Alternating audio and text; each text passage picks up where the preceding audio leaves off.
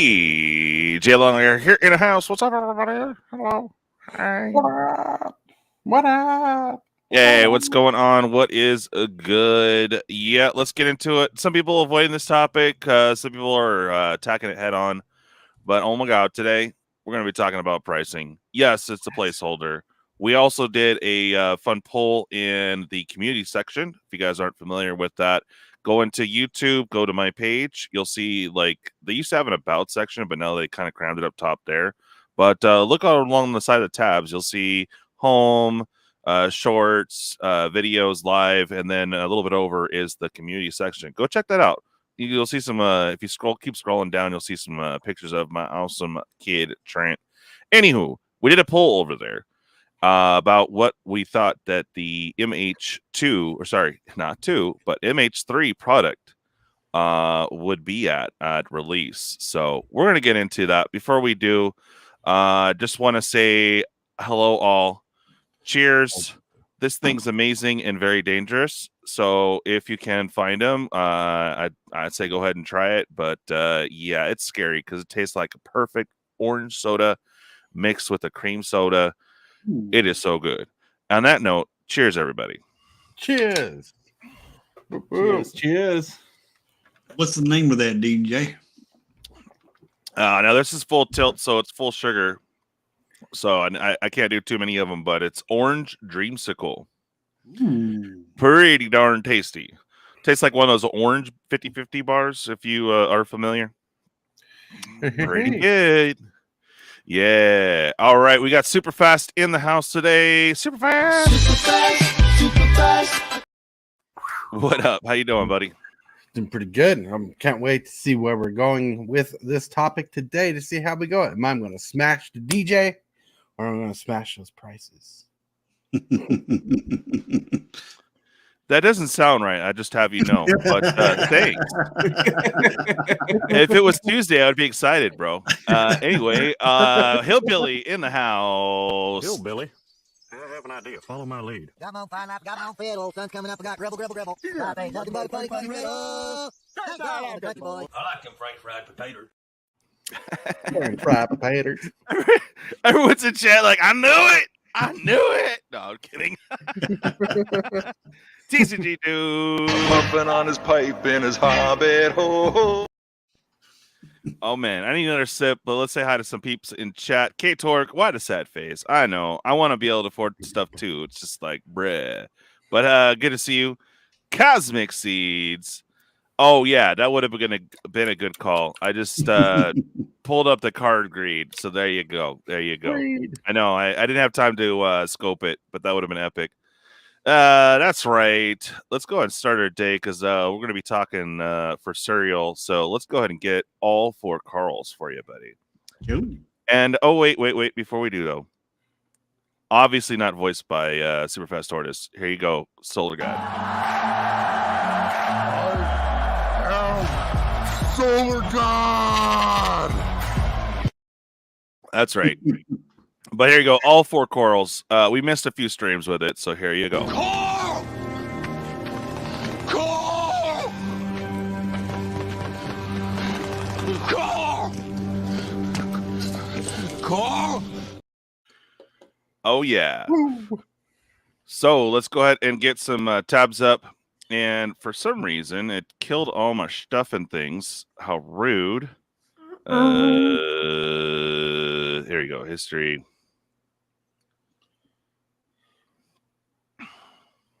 But okay, what's happening? What is going on? Yeah, it's tabbing hard. There we go. Hey, get over there. Get over there. Okay. Yes. I don't want to. Let's see. So next set is Outlaws of your mom's. Thunder Junction. There you go. First look. So what I was gonna do is kind of look at these first looks and see where it really justifies the price. Obviously, we don't have. It's not spoiled yet, so we don't know what all is in the set. But I like how they have $324 as the set price for collector boxes moving forward. It's always going to be that. And then, by the good graces of Wizards and Amazon, they'll knock it down to $279. You got a deal. Isn't that such a deal, TCG dude? Oh, it's a deal, all right. A big up yours deal. That's right. Yeah, no, seriously. We all knew, okay, everyone's it's placeholder. Amazon's going to do that. But I'm really surprised when we get to MH2. I just kind of want to go in order here. So we got we got Thunder Junction, and then we got MH3. Then it's is it Bloomburrow and then Assassin, or do I got the order all messed up? I know this one. Huh? I think Assassin's before Bloomberg. I think. Could be wrong. Outlaw, Assassins, MH3, Bloomburrow, according to the infographic from the previous. Yeah. Okay. Assassin's Creed's going to come out weirdly because it's going to be a supplemental set that comes out in packs. Like, it's going to be. Okay. So we're going to get 7 cards. But collectors, we're going to get 10. Ooh. Wow. Ready for the shake-up, boys? Yeah. I'm so only there was a way excited. I'm so excited. I just can't hide it. Okay, here we go. We finally got this one up.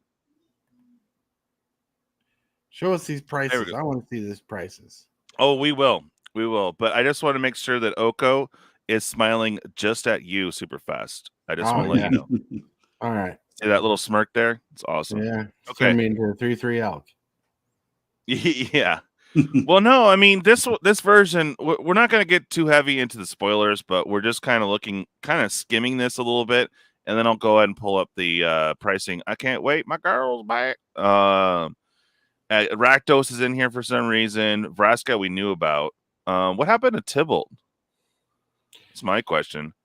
And for some reason they got a thing for Kellen. He's been like kind of where that sword Kellen's holding reminds me of one of the doesn't it though? In Halo.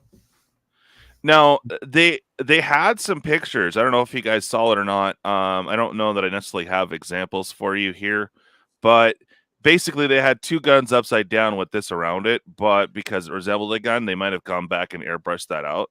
So right. I'm not sure. The lands are cool. Woot. We got this dude. We got a big old sandworm, which oddly enough on flavor. Okay, cool. Oh, and this is the crossbow gun. And if that is supposed to resemble something of shooting, wouldn't it get her hands? But I don't know. I do like that we do have one big card coming back, of course, being Thoughtseize. The art looks cool. Don't get me wrong. It's all right. The wanted is nice. Why they had to bring back these side cards. The wanted posters are cool. Nice. What's that? Side cards are nice. The dual cards, 2 cards on 1 card thing. Yeah, they usually don't retain much value. So, but whatever. It's Look, I think you butt with one of those one day. You better show some respect. I have. Yeah, I have. That was breaking and entering that did it. Yeah. No, but we have a problem with it, like on the tournament level, because you're trying to read the card and you're like, you're like trying not to show your hand, but you're like, oh, that's what that does. And we're like, well, you got one of those side cards, huh? You're like, no. What's more annoying is when you got one of those 2-faced this or that side card, and you have to like put your hand under the table and pull it out, flip it around. Well, I'm sitting there with my card like this, right, with the sleeve, and then I'm like, I don't want to use one of those proxy cards that you do the little check marks. Mm-hmm. So sometimes you'll see me kind of like hide off the side going like, oh yeah, that's what it does. Like, I wonder if you got a flippy card there. Yeah, it's just the way, like, anyways, they're like counter. Oh, I didn't even do anything yet. Well, your existence. Oh, thanks. Okay, so here we go. Tiny. Sorry, go ahead. The Richie Dubs got a point. Says if you're at a tournament, you should know what the cards do. Exactly, or else they'll be held to pay. Right? You know what they should have done? They should have had a picture of a man wearing a wig on there. For what? hell to pay. That's right. And have it like blown off like Kofi. Yeah, Yep. yeah. Sort of with the power, pretty broken card. The alt art is pretty sick. Mm-hmm. I will give it that. Here's yet another version. I guess this is the Evening, showcase. Bob. Sorry. Hey, Bob, how you doing? All right, Phil Fitz coming back. All right, so we have our play boosters, collectors, and bundle, and of course pre-release kit, and your 4 commander decks. Okay, so now I'm gonna go over to Amazon. Amazon. Now this one is like not really news, but I just bring this up because of the pricing again on the collectors. Our starting point has been risen not by 13% or more. It's like way more. So we're pushing back, which is good. We're actually speaking with our wallets. Okay, so we want Thunder Junction. See, the computer restarted itself. I had all these tabs up. So there we go. People aren't really liking this starting point of 174 for play boosters. Yeah, they're really. I complained about it back in the day when it came down to 130. Guess what? People are like, I don't like 130, but that seems reasonable. Mm-hmm. Did they follow it? No. How much are they charging the LGS? Probably about 130, 140. Again, these are guesstimations. I don't have any insight or knowledge towards the actual pricing, but I've heard rumors. So let's see. Hey, Bob, how you doing? Yes, doesn't retain value, therefore trash. Well, yeah, sure. You like to pull some values. Mm-hmm. If you're attorney, right. Let's see what Bob says. In the most positive terms I can muster, thoughtfully purchasing in MTG should become the norm now. Meaning be very picky about what and how much you buy. Exactly, dude.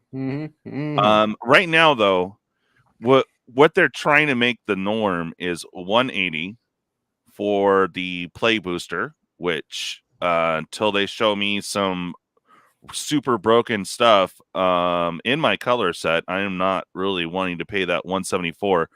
I will probably pay something close to it though, because we are doing the pack giveaway when it comes out, so be on the lookout for that.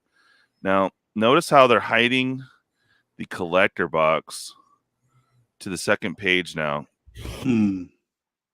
Probably because people are scoffing at the price. But let's see, where is the next button? Yeah, I noticed this earlier because it was on the first page for MH3, but they moved it, so it's very interesting. So there's the play booster. Dang, it's way down here. Where's the next button? Why not in the search bar? Put collector box. Yeah, I guess I'll have to. It showed all the Thunder Junction before. Collector. There we go. Okay, there. So yeah, 260. What a deal. Where did it show the previous price? They used to have like on sale. Wasn't $249.99 the going rate for the pass collectors boosters? That's only $10 correct. But when we get to Bloomborough, I think, because I'm going to go set by set, we're just going to look at the other one quickly. But this was listed at $324 before. So they expect us on a standard set to pay $324. It is no longer listed here. But this says pay $110.60 upon approval because you'll get $150. Yeah, if you sign up for credit, whatever. But there you go. It is now on sale, or look at us, $260.67 is what they're expecting to get from you on Amazon. How much do you think the box should be worth? Well, based on again, I'm not a financial guy at all. I can't afford to breathe air sometimes. So, usually around 220. But as you see on the drops and stuff, you'll see it drop down to around 200. Is kind of where the market kind of people would spend money. If this was 200 and I was well off and didn't have to worry about groceries, I would say about 200 seems very comfortable, but that is not what they want. So 220 is kind of between the 200 220 mark for a collector's box is kind of what we're used to since like Qore 21 and the earlier sets. We didn't like it, but we were okay with it. But 260, but it's listed at 324 before. Now again, they drop a placeholder price and then they come back and then drop it down. Go, oh look, it's on sale. You know what I mean? So how much was the Thunder Junction box? Done. Which one? The original. How much was the first box we looked at? Was it one? All right. So for the play booster, yeah. Again, if you guys remember on TCG, when it dropped down to 130, people were accepting that.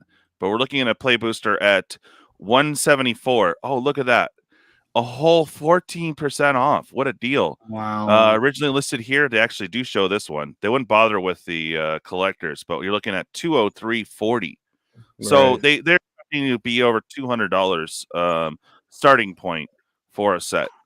So two boxes will cost $348. If you wanted to get a couple boxes of these off Amazon at the moment.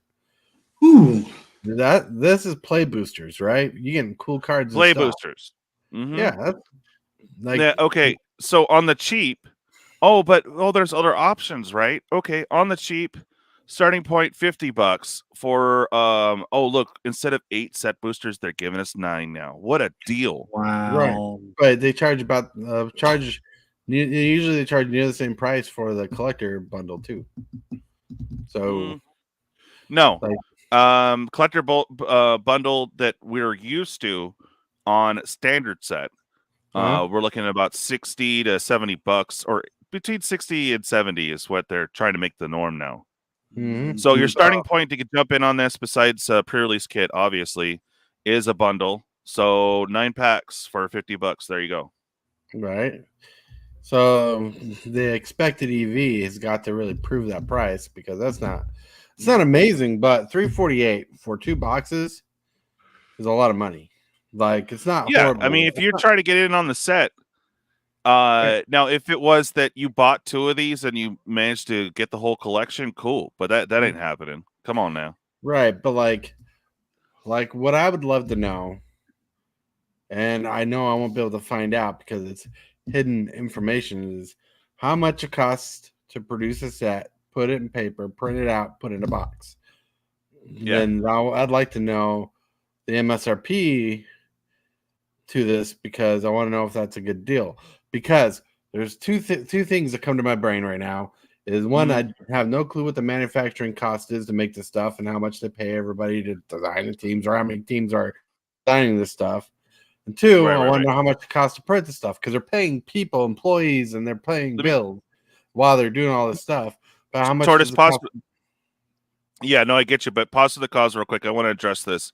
Original fat packs, or excuse me, bundles were 9 packs. Then they went to 10, which was for the regular draft booster. When they moved to set, they went to 8. Hey, Michael Superbacker, what's up, brother? Michael Superbacker. Yeah, and they had 10 at one point. Yep. Then they went down to 8. Now they're back up to 9. Oh, they're so generous. But remember, bundles used to be $40. Right. Now the norm is 50. So, but all right, I'm going to move on from this. I want to finish that thing really quick. Oh, go ahead, brother. I'm sorry. I'm going to speak while I find the next thingy. All right. So I want to know how much it costs to make, how much it costs to print, what they're dealing with for the price. Because what I want to know for sure is, are they trying to make up lost revenue that they've lost before, and that's why the surge in pricing is coming, or if they're just selling at a decent rate, and the distributors are selling at a higher price. That's what I want to know. I know Bob or Ed could answer that question better than I can, because I'm not really in the finances as much as I'd like to be. It interests me a lot. That's why I covered it a lot. But they would be able to answer that a lot better than I can.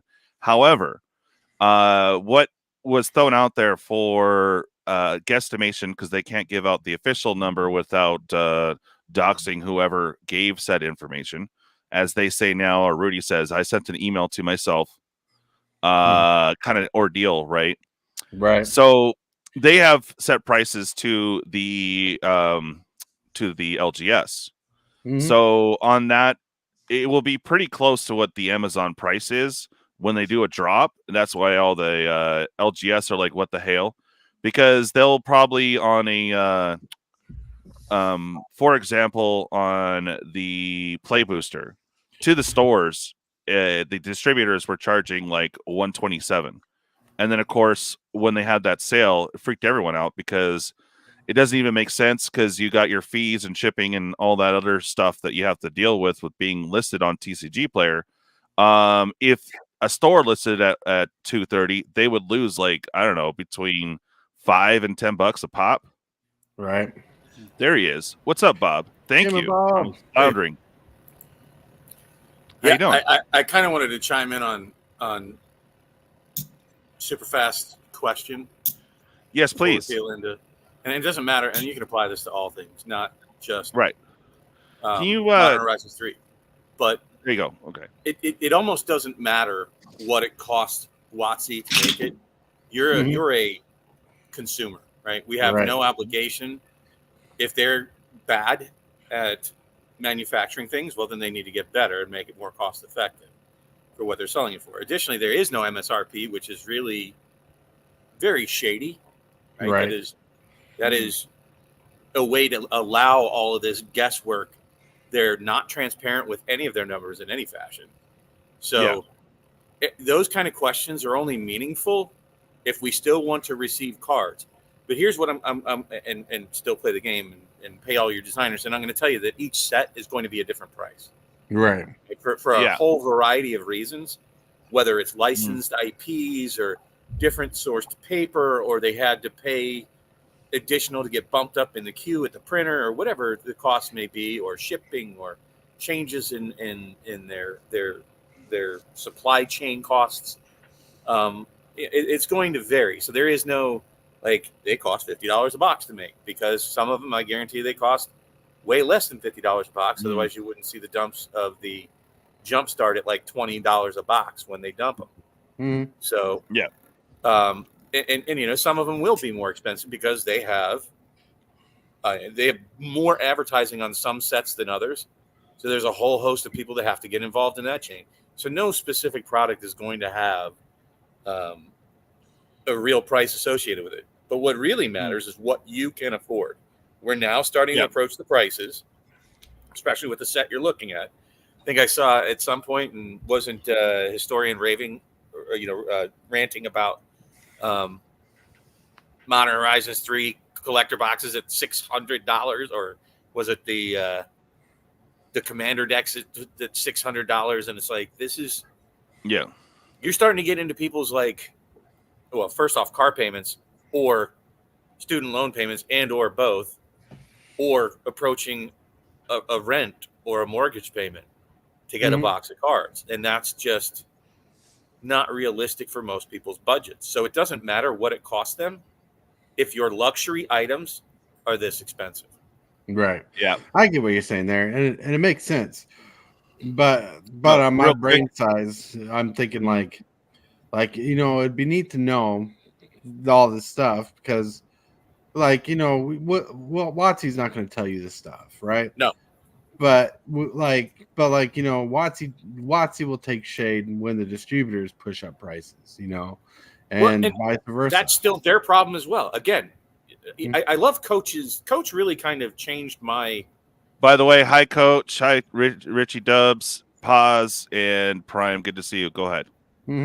Coach really helped shape on I don't remember what show it was, but it has stuck with me so hard because he's so correct when he says, we don't need to do these things for WOTC. They need to do it for us.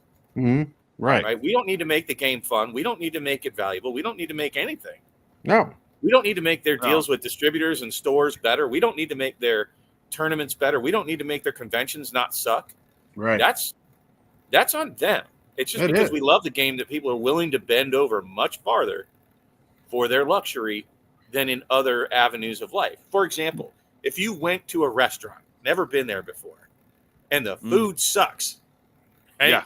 You don't keep supporting them just because, well, they're getting better. They couldn't afford to or hired the wrong person. We don't make excuses. You go in and your meal sucks.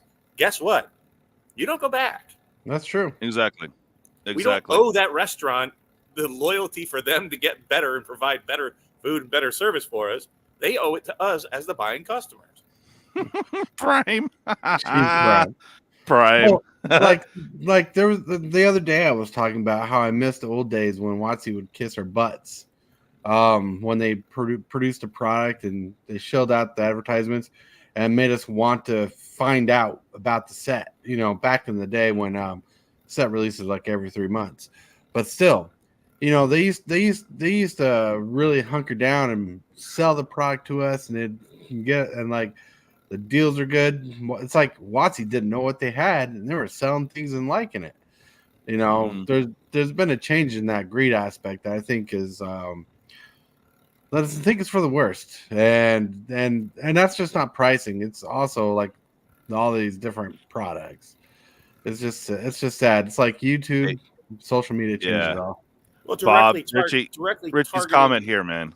Come on, customer appreciation is so 2013. Richie's always very insightful. Yeah. All right. But I got a question for y'all.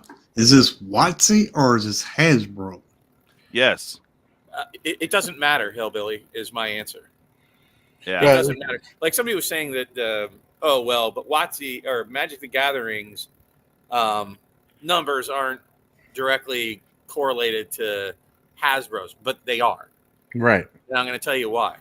Because it's part of the same organism. It's like saying, well, just because your heart's doing fine, it's not part of your body if every other organ's shutting down. It is. And they'll put more of a strain on that which is performing, causing them to make bad decisions, and bad stewardship. And guess what? They fire the people that don't agree with that and bring in your Cynthia Williams. That's how that works. And so, yes, the Hasbro stock price, don't kid yourself, will directly affect Magic the Gathering, period.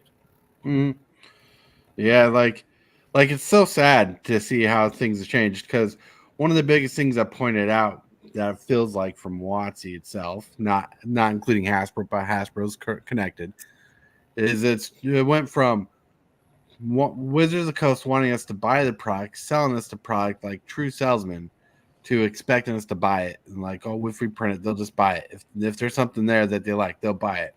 And that's just rubbing me the wrong way lately.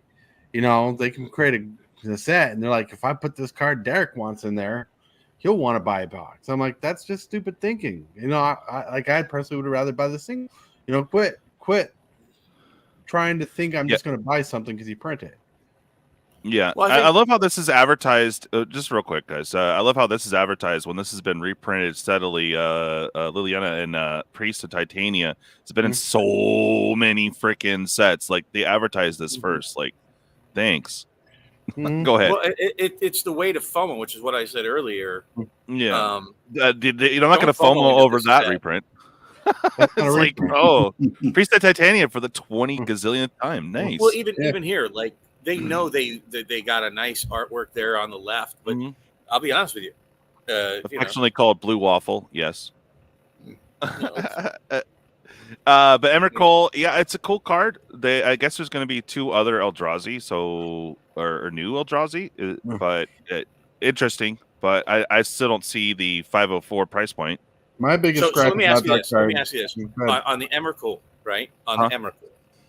Yeah. They're just going to reprint it again. Yeah, probably. And when they do, how psyched will you be now that you have this? We've seen it with everything from the full art cards to the textured foil to the oil slick foil to this and that and the other version of it.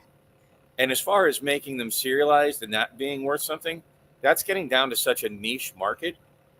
Understand that when people used to collect this, these Emrakuls, whatever it was for each set, there were hundreds of thousands of copies of each out.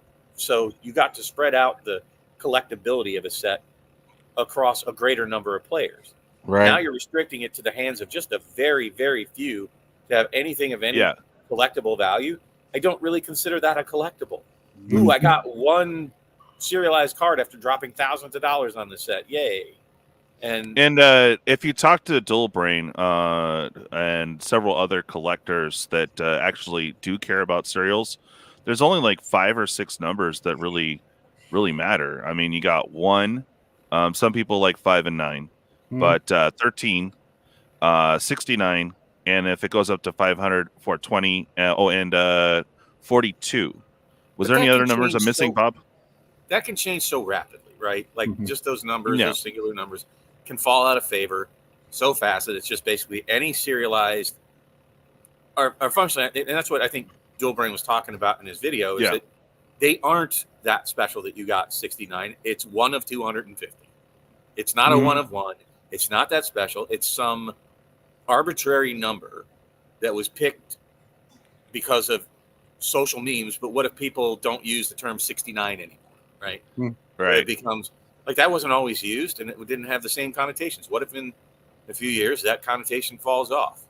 So that's what I'm talking about. That kind of value for a short term because it's not truly that rare, right? So I would be cautious about that. Oh yeah. But again, the specific numbers, though, and there probably always will. Yes. Like I said, 1, of course, is if you got 1 of the 250, that's awesome. If you got 13, that's cool. If you got 69, that's cool. 40 also is a surprising number, but it's a religious number. 42, because the meaning of life. And then, of course, 420 for obvious reasons. So, yeah. Those are actually be worth. If you got number 2, you're bummed because if you had 1, that could be an extra like $100 to $1,000 right there. So depending on the card, of course. Now, if they did serialized on actual usable mythics or rares, like if they put it, they haven't done it yet. And if they really wanted to see the market go crazy, what if they did serialized on freaking fetch lands and shocks? That would actually matter. And you can see everyone's putting different numbers in here. You know what this is really truly worth? Yup. About 17 cents because I can have an exact copy of this printed at makeplayingcards.com. In reality, it's worth about the paper that is printed on, except for the whole tenant. And this is what I've said over and over and over again. Things are worth exactly what somebody's willing to pay for. Right. You know what I like about this artwork, though, on this Emrakul? It's very reminiscent of the very first Emrakul when they did the pre-release from promo. Yeah. So we have that. We have a Johnny. Yeah. We have a Johnny, which is kind of okay. 2-drop. Okay. So for modern, sure. But it doesn't really do much for that. Again, new art on Liliana, or how do you say her name? Blade Reforged. It's just like, dude, we've had it etched. We've had Layla. Is that it? Okay. Yeah. Yep. We've had it etched. We've had another full art Borderless Extendo. Now we have the side profile, which on some of it it looks good in person, but the side profile doesn't do much for me personally. Right. The frame is back, and then I'm glad they're not doing the sketch. I wasn't a huge fan of the sketch from MH2. So you get that's a reference to Futurama, right? And not only that, but an older card. Yeah. Psychic Frog instead of that, exactly. What was it? Hypnotoad, bro. Someone's got to do the alt art on that, bro. That'd be amazing. So you got Bloodstained. There we go, and the full art. So, what is this? 4 different variants. Add foil, so that's 8 different variants, and then add the promo. If you pull that, so that's another 2. That's 10. And then the pre-release foil stamp. So 11 different variants for your awesome fetch lands. So there you go. 11 variants you can trick down. people are gonna love the old bordered fetch lands from the set because you never had. It's gonna be easier to get those bordered lands for your cubes and stuff now, so they can match easier, not spend billions of dollars. Yeah, Well, I'm just I going through the products. I'm going to bring up the Amazon next, but these are all the products here for. And oh, this is lovely here. The commander decks, right? Okay, cool. I don't all get right. the commander decks. Commander decks in a modern product makes no freaking sense. So there's one improvement, guys. So a little bit of positive. Everyone go ahead and tune out and dislike me now, right? Because there's a positive thing to say. The collector sample packs are now guaranteed a rare or mythic. So that's something. Yeah. That they hooked us up, everybody. Just saying. Wait a second. So here's how are they doing this again? So there's going to be a regular commander deck and then a collector's commander deck? Yes. They're going to have some new because of the price point, right? Because, apparently you don't want a new PS5. You want to buy all 4 collector decks. So 600 on this. We'll get to the pricing here in a minute. But the difference, Bob, is they're going to have some new awesome Surge foil type deal, but it's a special type of foil just for this set. And that's what you're paying the extra for. So, yeah, exactly. Right. Exactly. That's the difference. No. What do you mean, no? No, I'm not. No. I'm not paying that garbage. You're out of your mind. You know I'm going to want that Eldrazi incursion deck right there. And I don't know. Of course. And that's why it's back, because they know people are going to pay for it. They want Eldrazi, and this is Wooburg Eldrazi. So there you go. And, people might be hard up to get that Surge, instant foil outside the box. So when you buy the box, it's like bulging and not in a way that's appealing. So there's that. Yeah, it's a bunch of Wugazi, if you ask me. Hey, forget about it. Forget about it. Yeah. All right. So I'm going to pull up the pricing here. Carry on, guys, while I do this. Do you know how many decks I could have printed for $600 that make playing cards? Holy crap. Really? And you wait, and you could get quality foils that don't pringle on you. Yeah, but if it doesn't pringle, it's not an official WOTC product. Remember that, guys. Does make playing cards do foil cards now? Like people say, oh, well, you got to have the real cards, and why? Do you have to watch the value drop? Yeah, I don't understand that. Initially, you're talking about a format that is casual, so there's no, sanctioned play for Commander, so you don't really have to have the real cards because you're never going to play in a tournament for it. That's not true. Yeah. There's F&Ms for Commander. Don't tell me about local game store tournaments. That's garbage. I'm talking about real tournaments. Hey. No, which is absolutely funny because you spend $600 to get all 6 of these decks, right? And then if you actually go to a tournament because of the bad foiling that's going to probably happen, you can't even use the $600 plus deck that you put together because it's now marked cards. So, well, it's pretty bad that in a real tournament that happened a while ago, that someone's card got disqualified because the curling on the foil happened, and they had to take it out as a marked card, so they had to put a proxy in it. Mm-hmm. Well, foils in general isn't really, most of them now, especially with the cheap processing that they do on these cards. I actually find it amazing when you find one that's flat. But let's have a look here at the $600 Ultra. No. Just no. Yeah, I know. Yeah, exactly. No, don't do it. What idiot's going to do this? I don't know. $600 for each deck? That's $200 a deck. No. Well, they did it with 40K, if you remember, but it was 500. It was 500. And it was a different licensing and cool. This is just normal, and why 600? They're really pushing to see what people are willing to pay. Because people can pre-order this stuff. Hey, but you can get $150 gift card if you sign up for Prime, bro. Visa. There you go. No annual fee. What a deal. No. Yeah, even at $450, it's too much. Like I should make a short and just show this thing and just no. WOTC bad. No. Be like a 10-second short. Dude, honestly though, like even if this is the real price, I can think of different things I'd rather spend my money on. Look, I just made this money in auction. I bought something pretty cool. for the channel, right? There's definitely lots of things you can do other than buy this deck. Hell, by the time this deck, it's $600 though. Like yes, you could print it out, Bob. Oh, sorry, go ahead, Tortoise. Most likely, by the time these decks are revealed, you could probably buy the decks for the singles less than the deck is going to cost itself. Yep. Oh, almost guaranteed. So let's see what the here it is. Exclusive, Bob. This should make your wallet happy, right? All 100 cards in each collector edition deck feature a special foil treatment introduced for the very first time. Ripple foils. I love it. Ripple. I'm just thinking, no, Pringle foil. Yeah.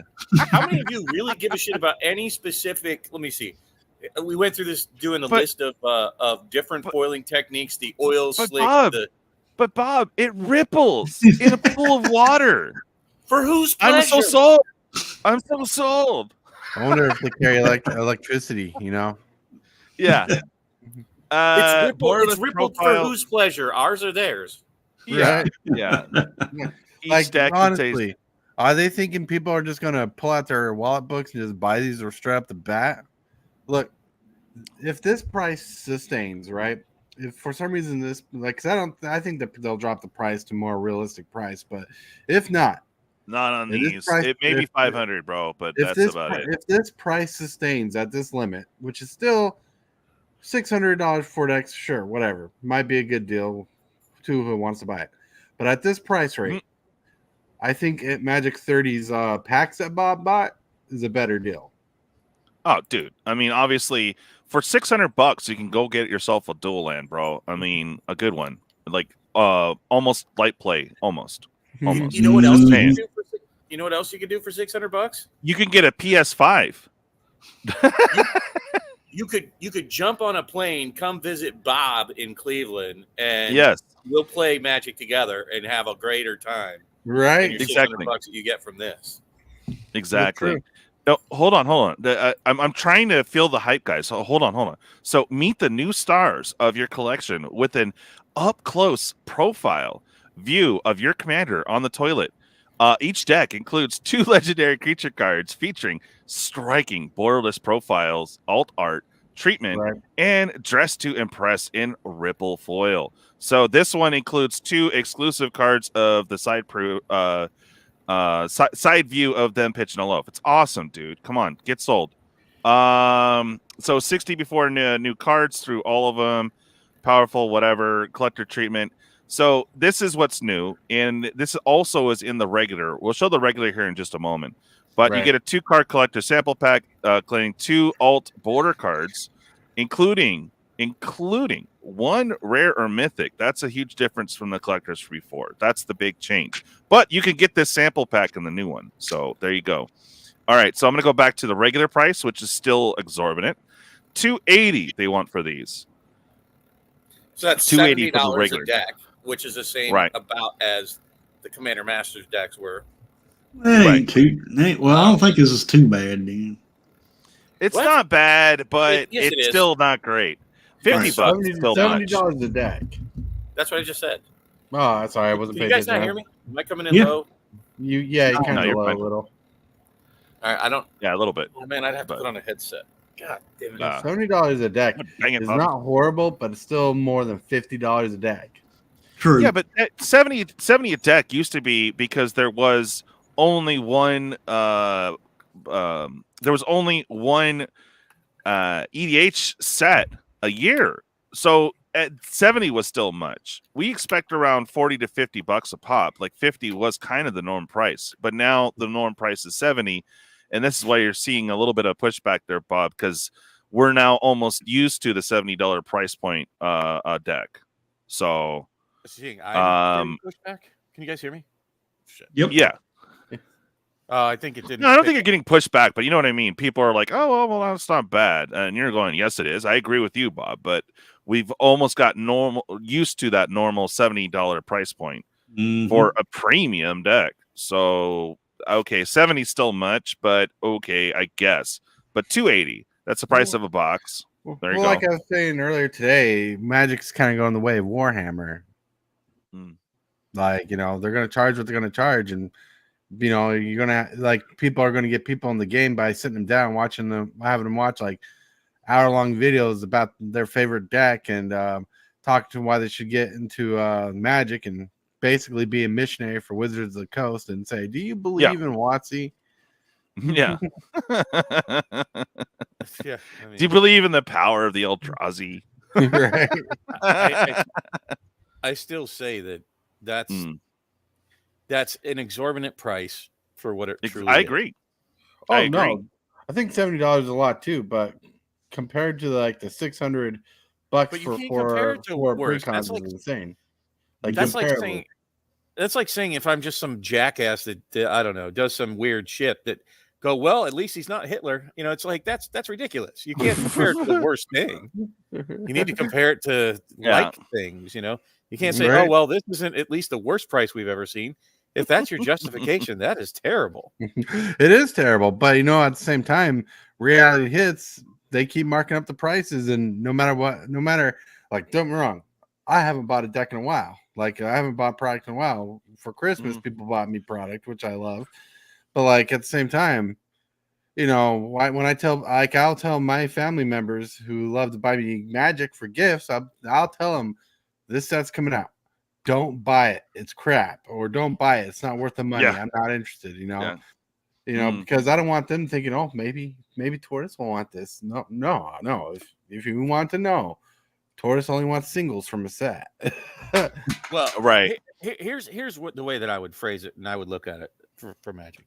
Let's assume you have, I don't know, some young family member, right? In other words, daddy's credit card. No, I mean like a young cousin who's just out on his own, just finally, you know, graduated college or just started working in his young 20s. Are you going to recommend buying products like this? Or are you going to tell him to make proxies if he's trying to get into Magic? No. I'm not going to tell people to buy product that are never been in the game because it's getting too damn expensive. Just for not only is it too damn expensive, but the value in the cards are clearly targeted by WOTC for the reprints. It's funny because I'm watching. Hold on, just 1 second. I'm watching all of the other big content creators out there, and you guys all know I'm Mr. Broken Record. You know, reprints bad for almost 2 years now. But now you're starting to see it in every major content creator now. The Pleasant Kenobis, even Rudy, like everybody is now saying, "Oh, hey, reprints are a problem." There's very few copium smokers out there that don't say that reprints are the biggest issue, and I think that we still haven't accepted that as a large community. And so now we have to approach the game with that understanding that WOTC is not stopping that anytime soon. And even if they do, what's to make them not only stop for a short period of time, and then when they can get away with it again, they start pushing that envelope and start reprinting again to where they are destroying the game. Like, I don't know how we get to that point in Magic. I don't know what to do. Well, like I was explaining the other day, like when I first got into Magic, the biggest thing for me was I could buy a booster pack for like $3. I could buy a pre-con constructed deck for standard for $10. The price, and I could buy a entire booster box for $70 to $80.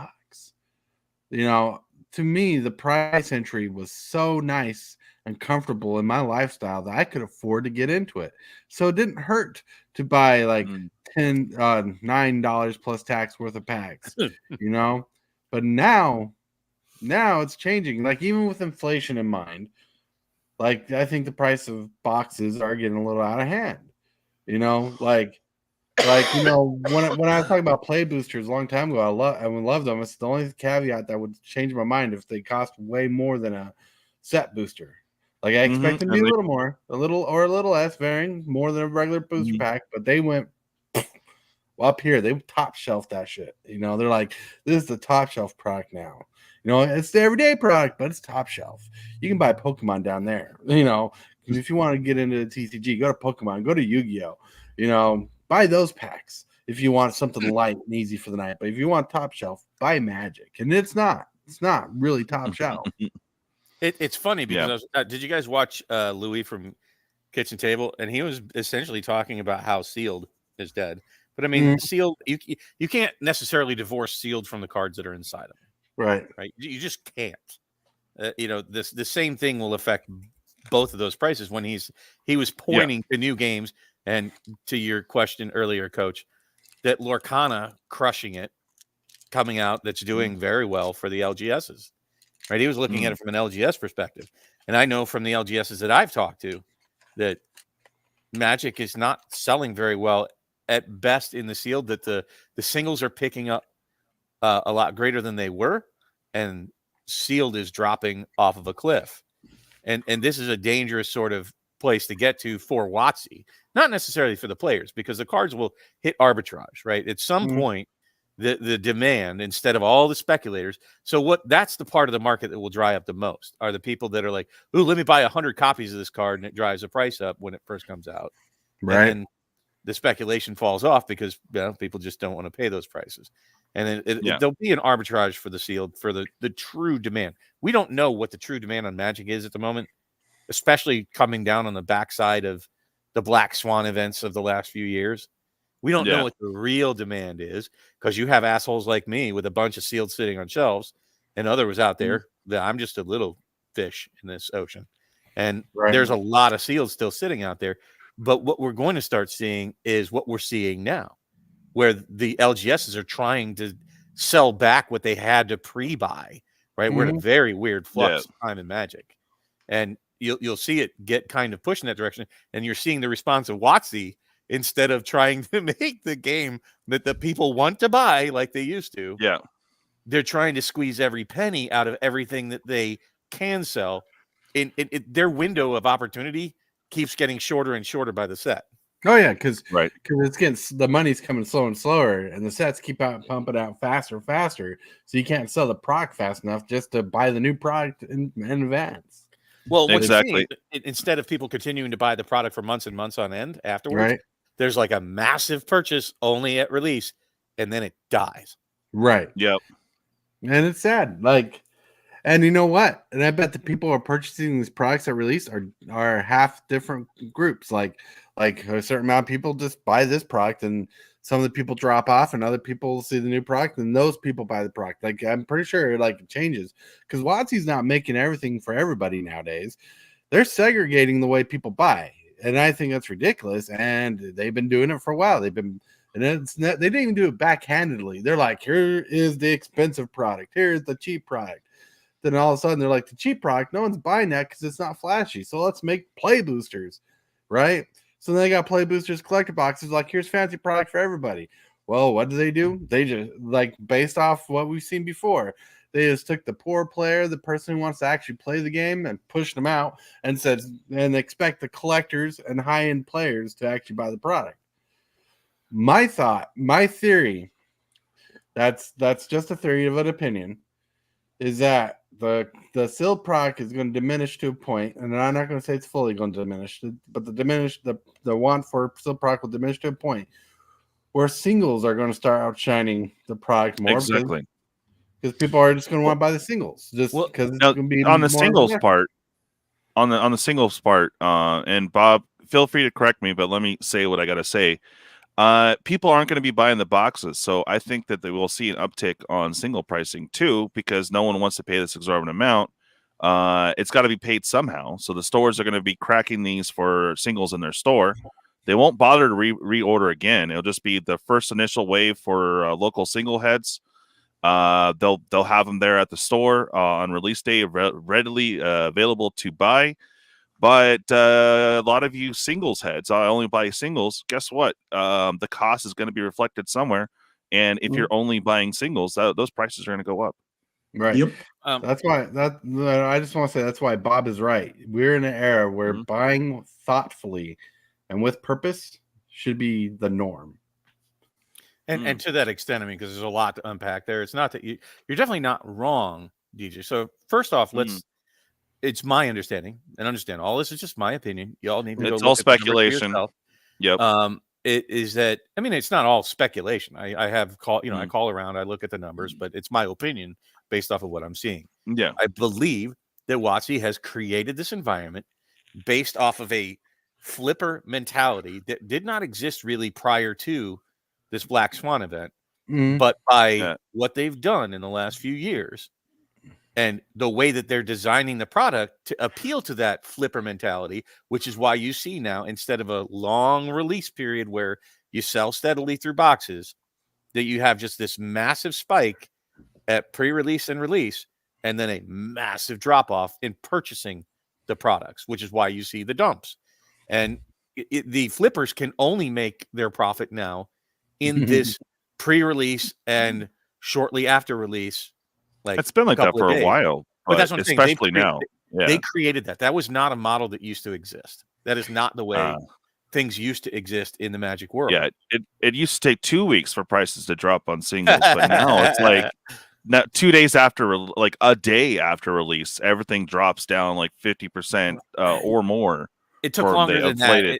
Honestly, it even took longer than that. The cards that were great up till we'll say 2018 in printing, you didn't have the fear that it was going to get reprinted next week or drop in a secret lair. Right. So singles could hold out more. The market would hold out more. The boxes would be more desirable. It's, they've created this market by that short-term gain, which is what I'm talking about. Right. So what I would say is going to happen. Yes, I believe that there's going to be, this is all part of arbitrage. It's not going to happen in a week. It's not going to happen in a Johnny. set. It's going to take time for, the reverberations of the effect of all of this to actually start showing how it's going to work out. And the problem with that is they keep changing the equation all the time, right? Mm-hmm. So it can't even find an equilibrium to a healthy spot. And it just seems to be heading in my opinion, in a bad direction, like with the pricing. It's funny right here.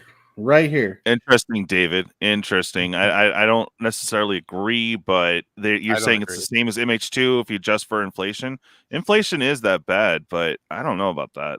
This is, So the rumor mill. I just wanted to address this price, and then I got you, Tortoise. The rumor mill was that the stores. I think Bob that.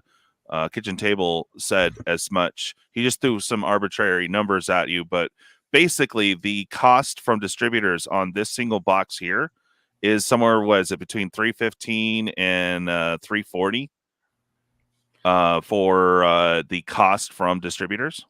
Mm-hmm. And that's just a guesstimation. This is what I've heard from a couple different sources. It's saying that's roughly about 330 is the starting point to order. So when you see this drop down to 330, that means that they're literally selling it at cost, for at least for the LGS. So normally these boxes would be, back in the day, it used to cost them $80. They'd sell it for 100. That was the usual. Now with these, if this was a standard set, it would be 280, not 380. But it just doesn't justify it. This is the starting point to get in if you want a full box for MH3, guys, is roughly about 380. Your LGS is going to be 380 to 400. So think about that. That's like ew. Carry on, Tortoise. I'm going to go and pull up the next thing. We've been staring at this for a minute. Okay. So anyways, I wanted to point out that Bob touched on something I was preaching about a long time ago. Well, during the time Bob and I first met, about the flipper mentality has made a big difference. Like I call them resellers, flippers, whatever you want to call them. Yep. But like scalpers, especially during the Black Swan event, when people are pulling these boxes and buying these boxes with the money that was being given to everybody at the time, I've noticed a rise on eBay. Mainly eBay was the source I was looking at, and on Facebook, because I was selling on Facebook too, but not Magic Cards. But I noticed the inflation of people selling product between the two places, like sealed product and whatnot, it skyrocketed during that time. And that's when my opinion about Magic is doing fine at the time was there, because people were making a killing off it. But now, Bob created a good point. It's causing a problem. Well, no, Bob, something positive to say, Bob. You know what? It's great. They got rid of the scalpers because they're already charging scalper prices. Honestly, you're not too far from it. And I don't Yeah. Well, hey, we'll get rid of scalpers. We'll just charge double the amount. There you go. I don't. Not a think problem anymore. Scalpers Is it bad that I are- keep wanting to stare at that deck box? Yeah. I honestly think that the scalpers are now targeting other games. The one They are. and the Mhm. and the Lorcanas that Yeah, well, Magic, Lorcana, there's I no knew it was meat going on to the happen, bone. Bob. I told you that. 'Cause Wizards of the Disney, Coast. Disney freaks are oh man, I knew that game was going to be scalped like for a solid period, even though they adjusted the price and printed more. It just finally calmed down, right, Bob? For Lorcana. Well, no, it calmed down as soon as like they got the reprints back in December, but then it shot back up. Like it was only at MSRP for like a couple days to maybe a week, and then it started climbing back up again. But that's Disney for you. You know, they're going to have a hard time scalping Lorcana simply because you know they've promised to print till it makes it affordable. And I say that Lorcana right now is in a very, very healthy place. The bigger problem that you have with Lorcana and the biggest risk that I see on the horizon for it. Oh, by the way, they've started putting shrink wrap on the new boxes. Hey, they learned. Yay. So that's well, they're listening. Like that's impressive, right? So the first Which set was terrible, you know, for like security. By the second set, they at least put tape on the edges. I think even for the second printing of the first set, they put tape on it. And they triple wrapped it in stop tape. It was amazing. So I mean, in less than 1 year, think about this. WOTC can't get folded, you know, curl tacos right after years and years. They can't get off centering fixed better. They can't get all these other mistakes that they make better. But Lorcana has been able to adjust and adapt to the complaints of the environment of people saying it's not available. Well, now it's readily available all over the place, and they keep printing. They didn't like did not shrink wrap, so they shrink wrapped it. What I'm saying is Ravensburger is listening and adjusting and doing things for us. Well, I got a counterpoint to that, and the counterpoint's not against what you're saying. All right. Okay. The difference between Ravensburger and WOTC is Ravensburger's trying to please people. I would say that they're trying to adapt to the wants of the buying public. Right. Yeah, because WOTC is way past somewhere in their head where they're not feeling let's please people. Let's try to correct things so people can buy them because they just expect us to buy it. They're like, we'll print stuff, people buy it. But like, hey, if numbers show in the end, numbers will show. And that's the only thing that's going to matter is when we see those numbers. Yeah, their britches got too big. That's why they're doing it. All right. So the thing I want to point out so I can move on to the next inflation set is our starting point for Modern Horizons 3. I'm sorry. Oh, yeah, I know you want that. Look at that deck box. 17 there you bucks, go. dude. Honestly, you know what's funny? That deck box is the most appealing thing that I would be interested in buying on that page. Exactly. Okay. Now remember, last time it was 3. It was 3. It feels like 3. It was 8 set packs, but this one you're getting 9 play boosters and a fancy die. Yeah. So starting point, if you want to get more than 1 pack at your LGS, $94.99. So that means your LGS is probably going to be somewhere before tax about 110, 120 on just the bundle here. So they're going to try to match that, but honestly, I don't know what they're charging the LGS on this, but $95 pre-tax to even touch this set. All right, now you can spend $20 more and get a collector booster. What a freaking deal! Yay! Okay, you can gamble for $110. All right, carry on with your conversation. I am going to find the next little thingamajig. I missed that box. Yeah, I think WOTC just got. Just think their britches are too big, and they think we can just push product out, and we'll make our money because people's going to buy. Because Coach wants to know our thoughts on snow cover waste. Sorry to interrupt. Well, you're right. Yeah. Snow cover waste. I think that's cool. Automatically it brings in. Oh, what was that one land where you got a 4/3 if you paid 3 snowlands? Yeah. So that makes it feasible to throw that in as well. And then you have some other snow energy stuffs. It gives that tutoring waste card more things to grab. The one that says to search your deck for 2 2 basic lands that share a type. Snow is a type. Dude, I'm not even. You know what? I don't even need to show you guys the that. So I'm gonna go ahead and go over here to get rid of all that. Okay, Assassin's Creed is such a freaking joke. Why? Just one, why? Two, why they won't learn that we weren't going for this. So really sucks. They're gonna mess up their licensing BS with the company that makes Assassin's Creed. Assassins. It would help if I could spell. There we go. Creed MTG. All right. So here's the fun part here. We're getting way less cards, and they want to charge us $279 for the collectors, Bob. Isn't that amazing? Wow. Yay. Yeah, so 120 cards, you're getting way less cards, and you're paying more.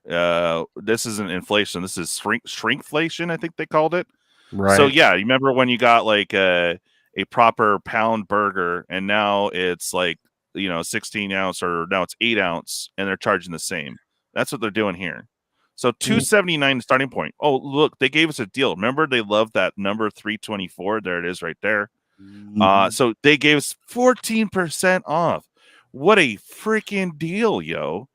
So this is the next set after MH3 in July.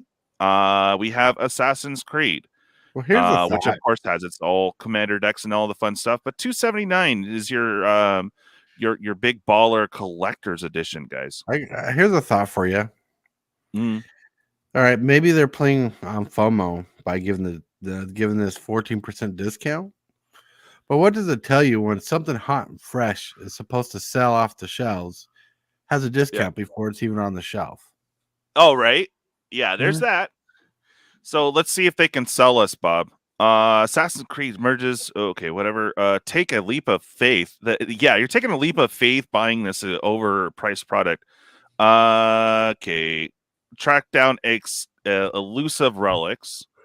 Okay, has exclusive foil treatments, close 2 etched cards, may even include a textured foil card or unique double rainbow serialized card. So again, with serialization, but you're getting way less and way less opportunity at those serialized, let alone anything decent that is in that textured foil. So is this going to be like Commander, or not Commander, excuse me, double Masters texture foils, you think? That style? I have no clue. Maybe they'll find a new way to curl a card. Yep. Yeah, they're always looking into new ways of pringling your cards. I've said this before, and I mean, I literally just said it earlier on in the show, that they've come up with so many variants that look at how nonplussed all of us are. Like, let me rewind the clock just a hot minute, right? And I guess where we start back with all this would be the textured foils. Really is kind of like, they had different ones before that. I get it, but they really hit their stride because they had the gilded foils in Streets of Barry Manilow. That nobody gives a shit.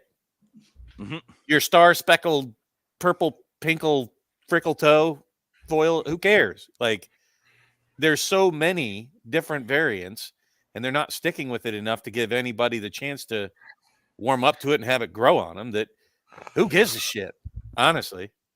And we're getting that way with the serialized cards pretty quickly. Yeah, they're definitely taxing that meme, right? Michael Zuberbacker, you got it. I don't see anything selling me on this. We're getting way less cards. They're charging us full boat, or actually a little more than full boat. This will probably run LGS around 220 for way less cards. And, I think we'll have mad pushback on this. I haven't seen anything that really hits me to where I need to get this. I'd never played Assassin's Creed.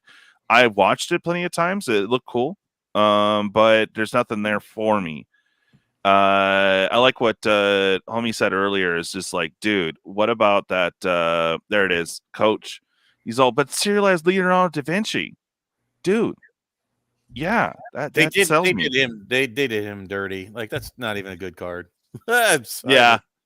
Like, and that's what like when I think. So when we did our review this weekend of Assassin's Creed, or our first thoughts, is that there was nothing like there's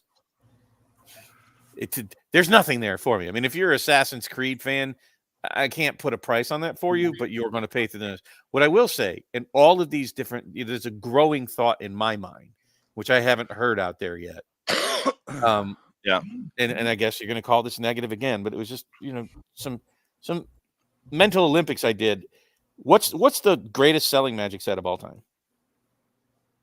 Lord of the Rings. Correct. Now let me ask you this, because that's like I feel like a one-time. You did it. Congratulations. Good for you. Let me ask you, if they print a Two Towers set, right? Do you think it's going to sell as well as the first one? Do you think it'll be the best-selling set of all time? Maybe. But wasn't Lord of the Rings the set covering all 3 stories? It is, but you're missing my point. Let's say Lord of the Rings version 2 with different set cards. You think it's going to sell as well as the first one? No. Nah. And by the time they get to the third one, and the reason is because they're borrowing, they're juicing, they're squeezing the juice off of other people's IPs, right?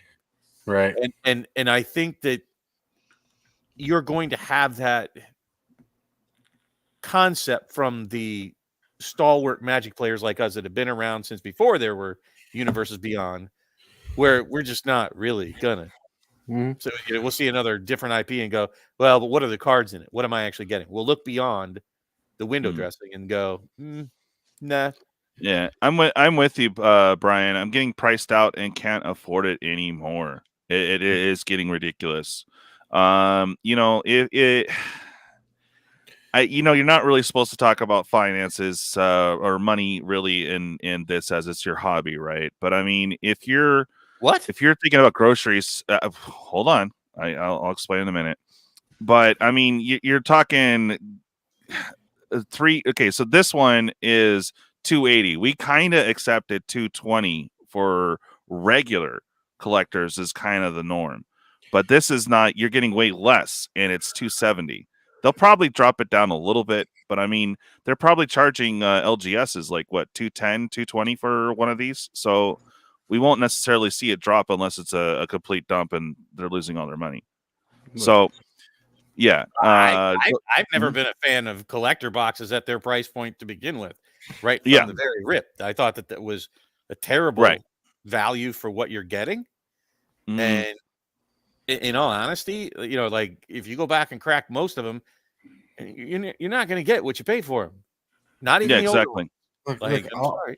All I can say, look, they're dropping in value, right? I remember the M21 collector boosters got pretty pricey for a bit. Look at the Commander Legends, probably the poster child for that. I know because I got 3 boxes of it. They got up to like $750 a box.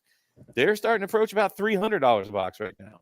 So, even saying that you're used to 220, that don't make it 220 because we've seen collector boxes drop below 100.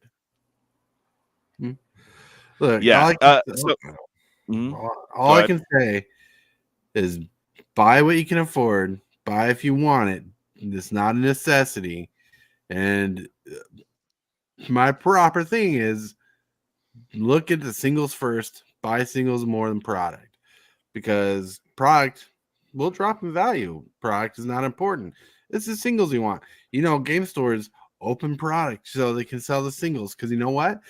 If it's a good product, the singles will make more money than the box. Simple as that. Man. So a lot to digest here, Bob.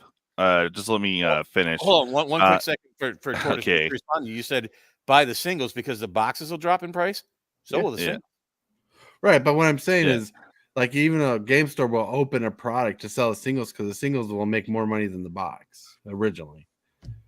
Like right out the gate. I know for a fact that Game Grid, they do that. They will get they open a couple boxes so they got singles to sell, and they'll make more money selling the singles from the box than they would selling the box itself. But if prices drop afterwards, they're going to, it's going to be a different market. But buy singles. Like it's just a smarter move in general. You know, Yeah. Wizard, like my biggest gripe is it seems like nobody wants to see Wizards trip. They don't want to see Wizards fail. And my brain space, Wizard needs the trip. Wizard needs to fail. You know, if they're going to learn anything, they need to get to that point. So they didn't learn anything before, as they are bringing back Aftermath boxes. Oh, but they gave us a couple extra cards, guys. I love this advertisement here. It says each Beyond booster contains 7 MTG cards, including 1 to 4 cards of rarity or rare or higher. So that's ridiculous. Like if they did this and it was like 3 rares guaranteed, maybe. But honestly, they don't want to give us a solid. If this was $100, people would be like, "Oh, okay, yeah, I could see that. That's neat." No, it's the price of a freaking play booster, which they're trying to push, and people are pushing back on. At 168 is what they're offering now. They'll probably drop it a little bit, but I imagine they're going to try to charge the distributor level around 110, 120 to LGSs. And honestly, the price point that we accepted for the Aftermath was $50. So good luck there. And it just sucks because they need to make that money back for paying for this license. So yeah, go ahead. One thing this has over the other cards is the name, Assassin's Creed. Assassin's Creed is popular. It is a popular game. And all your Assassin's Creed people that loves playing Assassin's Creed, they're going to more likely, they'll probably buy this. You know what I'm going to say to that? People who play Assassin's Creed are used to paying like $30 for a release. Yeah. This is a collector's item. Okay, so they have to be an Assassin's Creed player that also gives a shit about collecting. Yeah. So okay. I don't know how well this is going to do, but I have a problem with the price.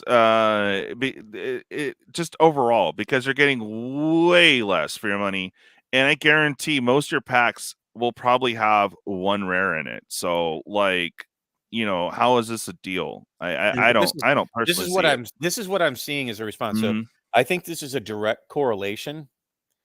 Like I'm sure when they plan these sets out, right? Everybody's been saying, "Oh, they're cutting back on production runs. They're cutting back on production runs." And I said some time ago, "Okay, well, if they didn't make less of it, I can tell you what they're going to do. They're going to charge more for each one." Yup. Because these will be their goal in the first place. Exactly. They'll start the rumor mill immediately that this is short printed.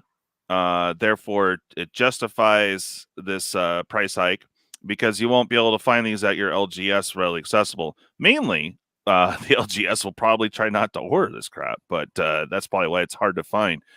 But this is your starting point, guys. If you really want to get some Assassin's Creed and you want to get more than 1 pack, $62. That might creep down to around 50. But what are they going to charge the LGS? Will it be $50 they're charging the LGS is my question, but you know, we don't know. I'm not an LGS, so I don't know. But $62, guys, your starting point to get into Assassin's Creed. Now, I did forget about Fallout. The price drop, Bob, on the collectors. Can you believe it? Look, all this pricing for all these things that are in the future is kind of absurd to me. If you want my single best piece of advice for Magic, and you're getting into it and you're buying and you're talking about finances, like any of those questions, I say the single best piece of advice you can follow is wait 6 to 9 months. Yep. From release. Wait for the dump.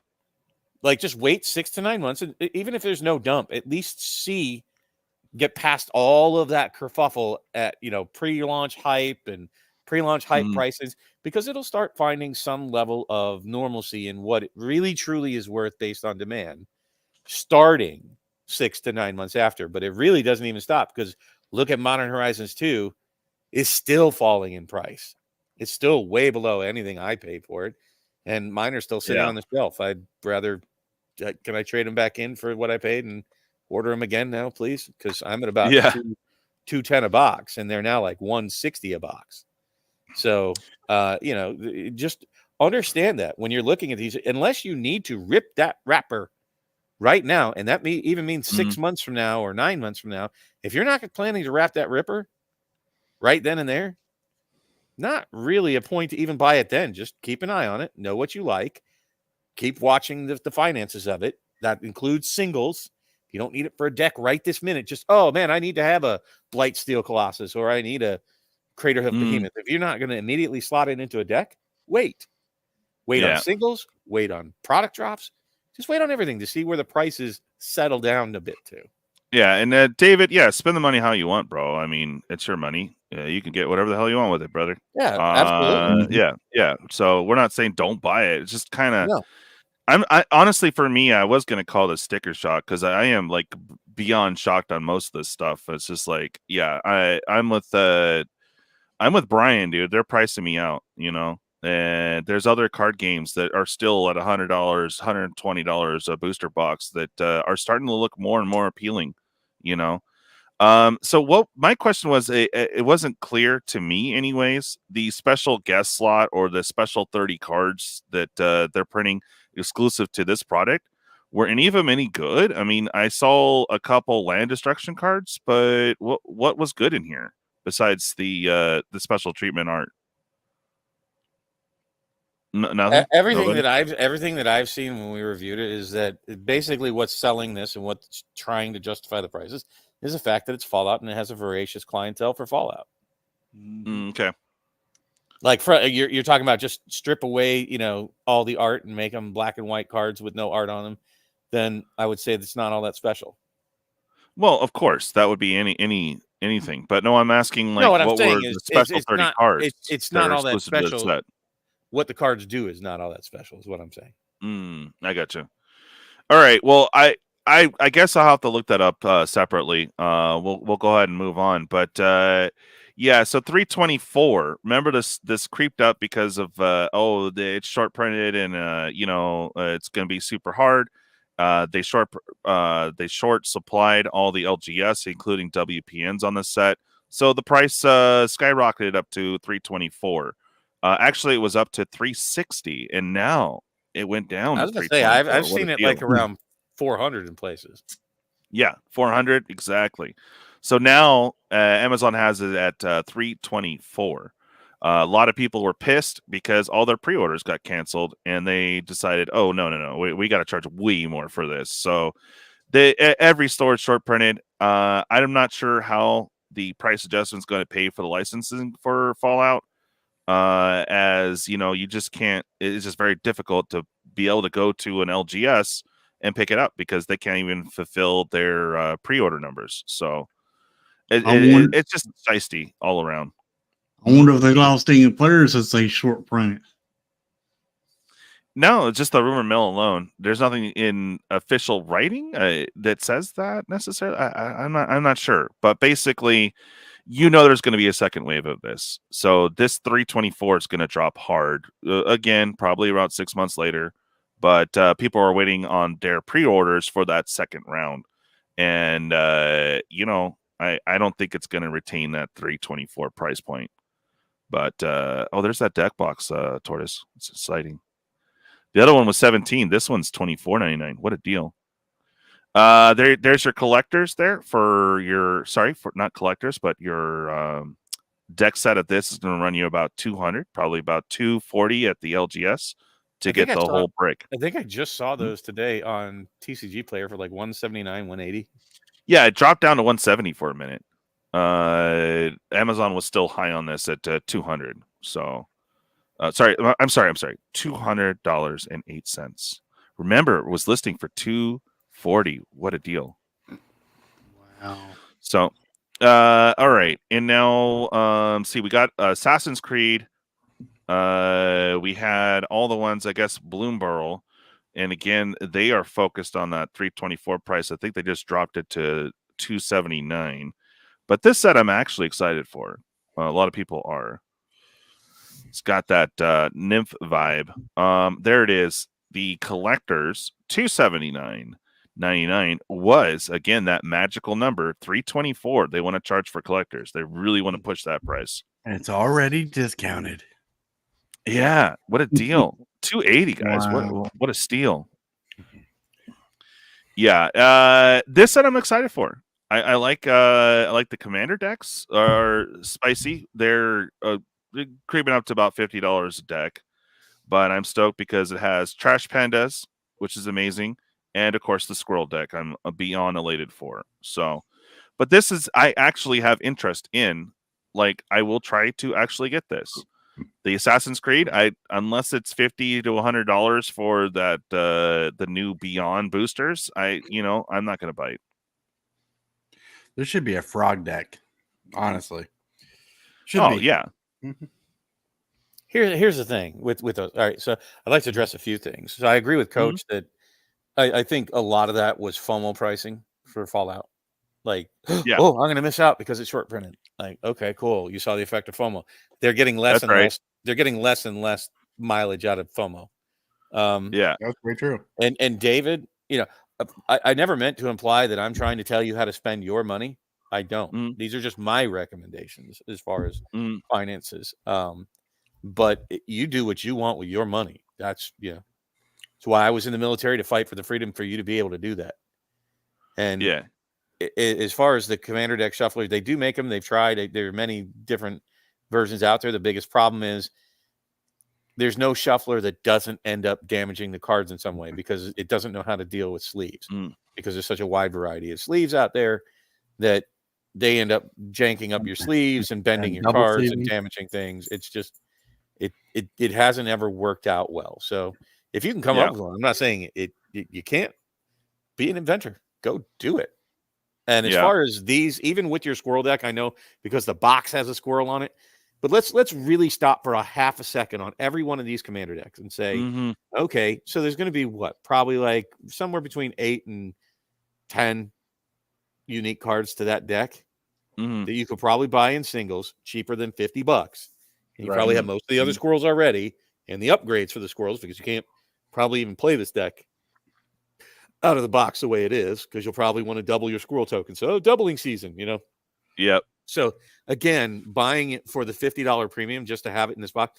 I'm seeing this with a lot of commander decks, which don't make any sense because if you go price out all the cards inside of them, like the Elven Empire one, they don't come anywhere near close to the $100 that it's costing to buy them. So again, you could have the same deck, you just don't have the privilege of ripping the wrapper on the deck, right? Yeah. And just end up being a little patient. Unless you need it the day that it comes out, you'll probably be able to buy many of the singles in there way cheaper 6 to 12 months down the road. Exactly. You'll have and by then they'll have 5 other decks that you're pining for. So as a commander player, but with this though, what most TCG player or sellers, they're buying these decks. The first 2 weeks they making gangbusters because they do actually include some reprints of value for the moment. 2 weeks later it's going to catch on, or 1 week later nowadays. So most people are going to strip these decks right when they come out, sell those singles ASAP, and then everything will go back down. So yeah, your deck will maybe have $30 worth of cards in there for that 50. But initially, sometimes you'll see if you're lucky, yeah. But initially, the first week or two, you can make a little bit off of it. But other than that, obviously wait if you're. Is that why you're excited about buying that squirrel deck? Not the flip, no. I just want a squirrel bar. Right. I just want. And that's what I'm saying. I think that if you wait just a little bit, you now realize you're probably only going to save like $20, $30. Right? I'm not going to spend $200 on this. Let's just put it that way. At the price I'll be able to get it at, which I should find out soon, it's not going to be that bad. But still, it would probably be better to buy the singles, but the 10 new cards they guarantee or whatever, or 60 new cards. Some of those, if they're any decent, will retain their price for at least a couple of weeks. So there's that, I guess. Here's another thing I'm going to say. When they were releasing the 4 deck sets, people were saying, "Oh, they were too." No, they weren't. They were. I bought a whole bunch of them when they were selling, like the 4-packs and the 5-packs of commander decks each release. And the average price really was more around $30 per deck, right? That was sort of the going rate, $120 for the whole set of 4 at release. Understand, that's only like 3 years ago. Yeah. Now they're they're trying to push that price up to $50 as the new normal. Just 3 yeah, years and later, and we haven't increased inflation. Even hasn't gone up in the last 3 to 4 years to where things are now that much more. That they're 80% more. I'm not making 80% more pay. Exactly. And when they initially brought out the commander decks for the standard sets, it wasn't too bad. It was like $20 to $30 for commander, and that was like, oh, cool. They actually are listening a little bit. Granted, they're not as good as these $50 ones, but they still work pretty good outside of just cracking them and playing them as is. But now again, they're pushing that $50 price point. So it's just like, ugh. If they don't include any value in it at all, it's okay. They're going to be hosted. Here's the thing: is that the value of singles tends to drop faster now because of the reprint cycle that they've made us used to. So when you say that they give us a little more value, I don't even agree with that, because they might give you a little more value at release, but because of their practices, everything's going to drop. Yeah, it's going to drop. Like I said, you have a 1 to 2 weeks to make any reprint money at all. But they're going to reprint all these bundles. You see it they're going to reprint all these commander decks. They seem to do it with every set. Yeah. I'm still tripping that that some of those decks from like 2 years ago are up at like $150 now aftermarket. I'm like, wow. I don't know where you see that value, but okay. Because they stopped printing them. I don't. I don't understand that either. Because if you look at them like on Goldfish, the cards inside it don't come anywhere close to that value. So it's like, why is it worth that much more sealed? That makes no sense. Sure. Okay. So this is the collector 279. Around a little under 200 for the commander set. Let's see if we can find the play booster, which they're hiding from us, which I think is funny. There it is. 203 for the play boosters. Now, keep in mind, this is not what was initially put out. I think it was 279. They hit that price super quick. So 203 is your starting point if you want a whole box. But your real starting point, if you just get a fat pack, is $50. That is your starting point to get cards if you want more than one pack. Besides the pre-release, there you go, $50 again. It's no longer 40. It's going to be 50 here on out. But there you go. That's your starting point for Bloomborough. All right. Was there anything else that you guys wanted to discuss real quick? Because I think we should get to the shill section, and I'm going to try to hit a store here before 7. So, was there anything else you wanted to say, Bob? No, I mean, I just wanted to comment on Tortoise's thought and just kind of interject the perspective that, and I hope that more people take this on themselves. That just like what Coach said, it's put the responsibility back on WOTC and Magic the Gathering to make it a collectible hobby that's fun for us. We shouldn't have to make it a viable strategy that they're trying to force on us. Like that's not the direction this needs to go, and it won't go eventually. It'll just have people walking away. Right. So and we discussed this. For all the negativity you hear me talking about, it's because just and even like Historian said it about himself the other day. Is that like, look, I would talk about great things if I saw great things, but if I see bad things, I'll talk about bad things. Right. And it's sort of the same approach for me. Do I love Magic the Gathering as a hobby? Of course I do. I've been involved with it for 30 years now, and I want to see it have a healthy future. But what I'm seeing, it does not appear to me to be healthy the way that they're stewarding this ship. Like, none of you seem happy about these price increases, right? Yeah. And it's not just the price increases. I hate seeing that. Oh, hey, I had a collection that felt rare and valuable, and they have and are continuing to milk that out of the second market as rapidly as possible, which makes it a less fun. and you know, it makes it. I don't really give a shit about collecting it anymore. Like they've killed the collectability with all the 80 different. Like you listed how many different versions of the fetch lands are coming out. Jesus. Yeah, there's going to be. So yeah, again, you have your normal version and the foil. That's 2. You have the borderless or full art. That's 4. So getting that in foil. You have the retro frame. So that's going to be 2 there. So that's foil and regular. Oh, I forgot about etched. My bad. So etched is 1. So that's going to be 9. Then you have the promo. So foil, promo, and regular in those packs. So that is 11. And then 12 for the pre-release. Am I forgetting one? Oh my God. Like you're saying this, and all I want to see like I'm already picturing it. I want to watch Blake Rasmussen open this set and try to organize the piles. That's the best, dude. I love memeing on Blake. It's so great. Yeah, I love it because he was like so confused. He's like, oh my God, there's so many variants. I don't know which words. Words. Like it's words. Simply the best. Yeah. But Profound. But you know, in reality, when you're sitting at home, when there's no cameras on us or we're not talking about it, and you're trying to, because I know I've done this like so much in the past couple of years that I just gave up. I stopped organizing my shit, and I just got stacks of cards sitting around because I like, I don't even want to try to figure out how I'm supposed to organize this in my binder now. Like it just they end up in boxes and stacks because I don't know. Maybe when I'm retired, I'll try to figure that shit out. But it's almost like you need a PhD to organize your collection anymore. And I'm just like, nah, that's not fun. It's no fun. Yeah. The organize your binder has become a skill level now. Yeah. You know what we need to do is start a company to organize people's binders for them. Like make that a side hustle. Yeah, right. All right, so let's go ahead and get on to the shill section. One of our favorite sections, because you know everyone loves shills.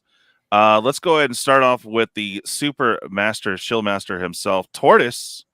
Shill, baby, shill. Keep an eye out. Something's coming up.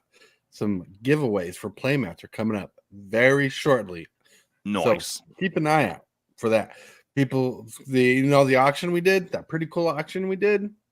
Well, the playmats should be arriving here sometime Monday. So sometime after that.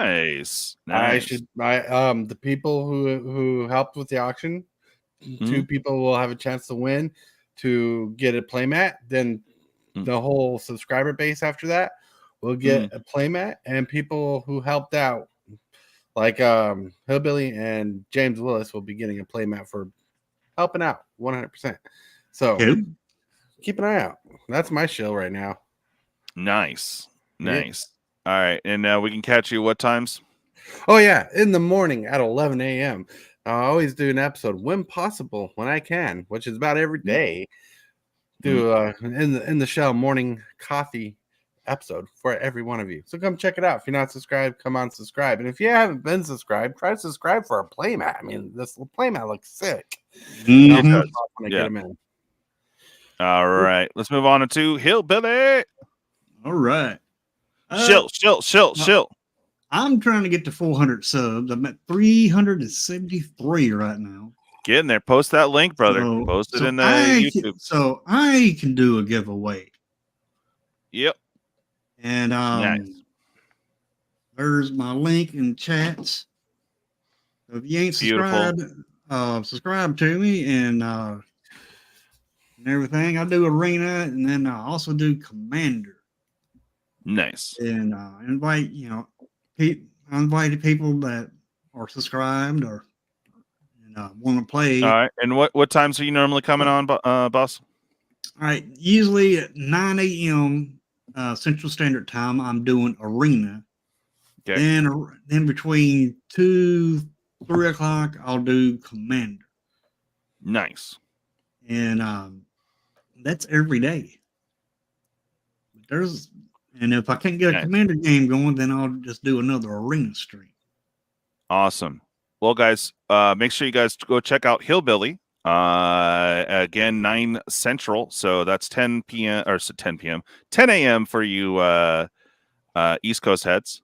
And what is that for us? 2 hours less. So what, 7 in the morning for Pacific Standard Time?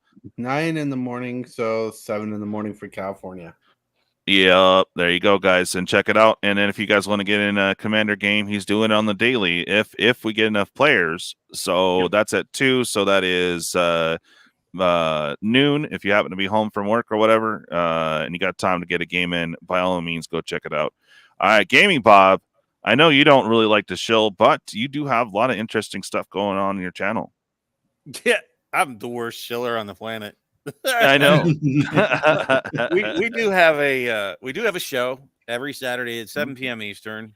Look at that. I think I posted a link there. There we go. That's our channel. Come check it out. Yeah. I'd rather push Commander Raids, which is just a PvE format of Commander. So it's co-op. No, you're all fighting against the boss monster, not each other. Very fun. Super fun. More casual way to engage with Magic. It's an easy way to bring new people into the format because you play all with your hands face up, and you can help people make decisions. So it's a great way to help people learn. And I am working on doing giveaways for that. Like anybody I bought like 200 copies of a Commander. So you can get like a signed Magic card from Bob. If you play Commander That's Raids, a rare thing. It is a rare thing, and it's worth a whopping like 6 I cents. think Harrison Ford signs more than you do. Maybe. Yeah, truly, because I don't think I've ever sent out a signed card to anybody. Yeah, well, I think Samuel L. is slightly more than you do. But yeah, well, but yeah, of course, I'm the valuable one. I'm looking forward to playing more Commander Raids. Yeah, I'm actually even. What's funny is I bought those cards for the giveaway, and now I want to build a Commander deck around Círdan the Shipwright from Lord of the Rings. But I have like a couple hundred copies to send out for people that just help spread the word, get into the Discord, and we'll play some Commander Raids. Hit me up. Yeah, if you wouldn't mind putting that Discord, if you care to share that, feel free. All right, moving on to TCG, dude. I know you're doing some content a little bit here and there, a little bit. Yo, what up, dudes? Yeah, every once in a while, I be doing some game content with Diablo 2 or some Fallout or whatever they got on the old PS5s. The Final Fantasy VII Rebirth just dropped, so your homie might pick that up. But yeah, man, otherwise you'll catch me chilling with Tortoise maybe Mondays and Fridays in the morning, and sometimes with DJ on Monday. If you want to just talk to me about games, entertainment, movies, and Magic, you can always at me on Twitter at TCGDude. Nice. Yeah. All right. And now me. It's all about me. It's all about I know, right? Number one in my life. Yes. So we're gonna have some late night content coming up sometime tonight. I am not sure because I have to go make dinner and go get groceries and all that fun stuff. So after dinner, I'm gonna be popping back on. If you guys saw in the Discord, my buddy left me what was left of what the LGS went through. And surprisingly, we found some gems. We found an Anointed Procession. I'm really surprised I didn't yoink that. There's some other cards in there. They're mostly probably around the $5 and less area, but I am sorting and it's a claim sale. So if you see something you like, yell claim.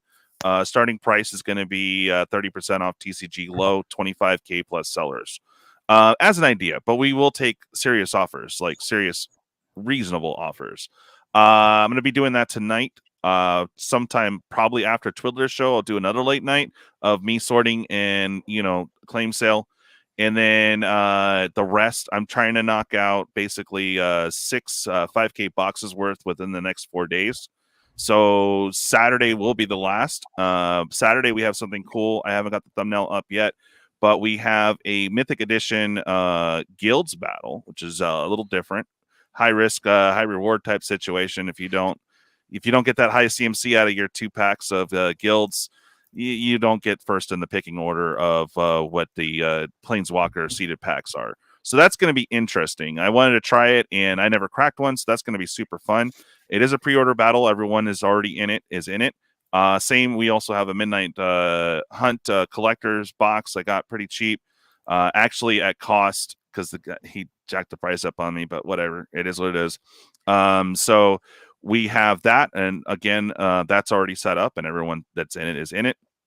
And then after that, I will do the final sort and claim sale for the very last. I think it's like a 4K box. But I'm going to try to get through as much as possible until that one last box on Saturday. So stay posted if you guys are up late and have a few extra bucks, want to claim some interesting, fun cards.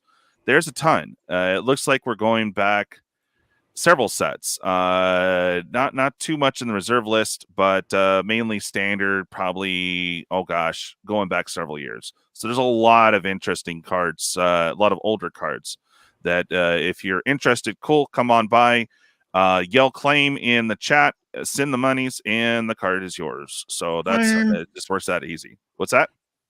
Claim. Bob doesn't have a wrench.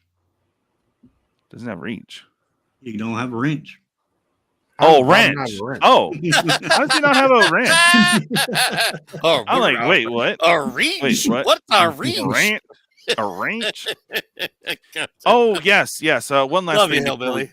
Go. Wait, I have one more. I have one more request. I do want to try to find, because it's getting harder and harder to find. I love Crusade. So if any of y'all have some revised Crusades out there you're trying to unload, let me know. Yeah, and I did promise to bring this up too, guys. Is what we thought the price would be at. We thought that the collector's price would be between $350 and $400. Boy, did WOTC poop on our parade. Now we have $400 to $449 is what are the new guesstimation. It's about even there.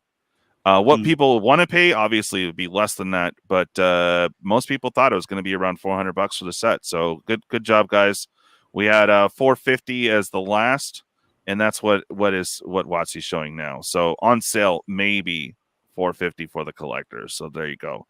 But yeah, guys, thank you so much for tuning in. Y'all rock. Again, late night. I'm going to be busy tonight sometime tomorrow after Twitch show. I will be sorting and getting through approximately about 6 5K boxes worth of stuff. We got we got through one box basically. So and now it's down to 6. So a lot of stuff to go through. I'm sure there's still a couple hidden gems here and there, but I'm starting it, getting it all ready to go.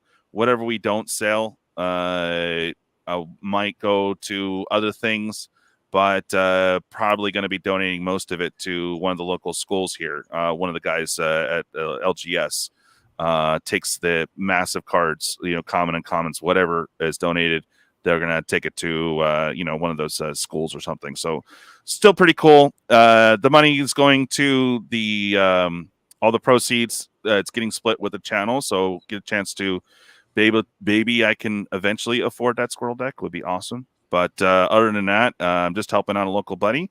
If you guys want to help out too and score some cool cards, stay tuned the next few nights. So other than that, we always do MTG Roundtable at 8 p.m. Eastern, 5 p.m. Pacific Standard Time.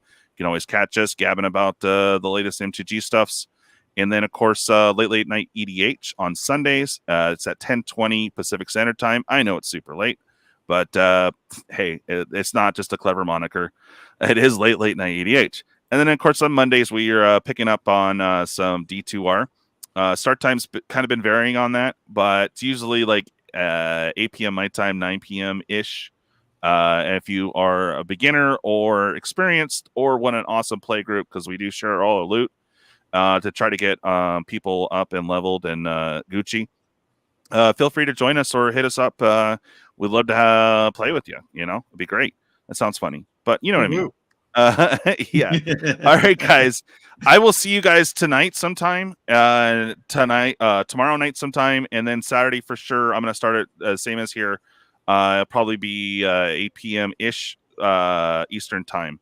So I'll have the thumbnail come up soon. But yeah, I'm gonna be going through a lot. I'm hoping to knock out all of that by the last day being Saturday, so we can get the cards off to the kids for those cards that we don't want. So cool. Well, thanks guys for jumping in. And Bob, you don't have a link? You don't have a wrench? I thought you did. I don't know. Maybe I do. I put a link earlier to my. I thought I saw my it. channel, but when I tried to put the Discord one in, it said nope, fail.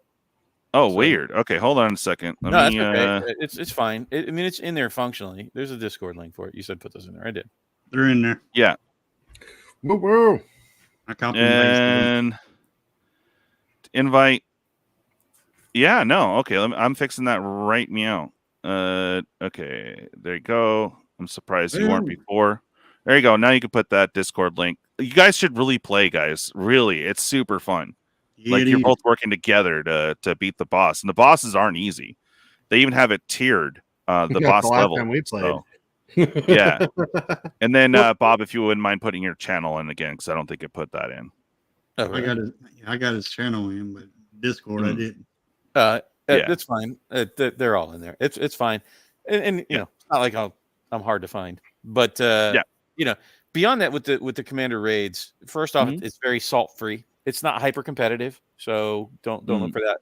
It is definitely far more casual, but it's a way to help people that, especially new people, that in a very positive way for everybody. So it is super fun.